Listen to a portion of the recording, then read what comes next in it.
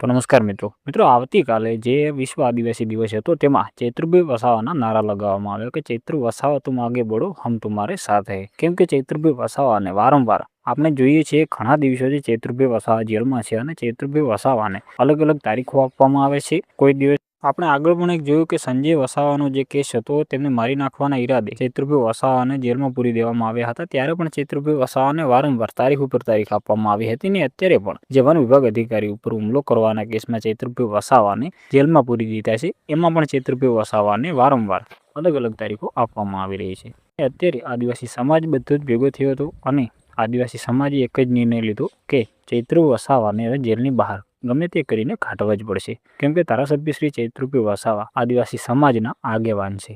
રાજકારણમાં આવ્યા પછી ચૈત્રભાઈ વસાવાએ આદિવાસી સમાજ માટે ઘણા બધા વર્ષો આપી દીધા એમને। કેમ કે સમાજનું કલ્યાણ થશે તો જ બધાનું કલ્યાણ થશે। એટલે ધારાસભ્ય શ્રી ચૈત્રભાઈ વસાવાએ એમનું પોતાનું ના વિચાર્યું અને સમાજને વિચારીને આગળ વધ્યા। એ જ કારણોસર અત્યારે ચૈત્રભાઈ વસાવા ક્યાંક ને ક્યાંક જેલમાં હોય છે। આપણે જ્યારે પણ જોઈએ ત્યારે ચૈત્રભાઈ વસાવાને ગમે તે કારણોસર જેલમાં પૂરી દેવામાં આવે છે। તો મિત્રો એના વિશે તમારું શું કહેવું છે એ તમે જરૂરથી કોમેન્ટ બોક્સમાં લખી દેજો। અને જો તમે આપણી ચેનલમાં નવા આવ્યા હો તો ચેનલને સબસ્ક્રાઈબ કરી દેજો અને વિડીયોને લાઇક કરી દેજો।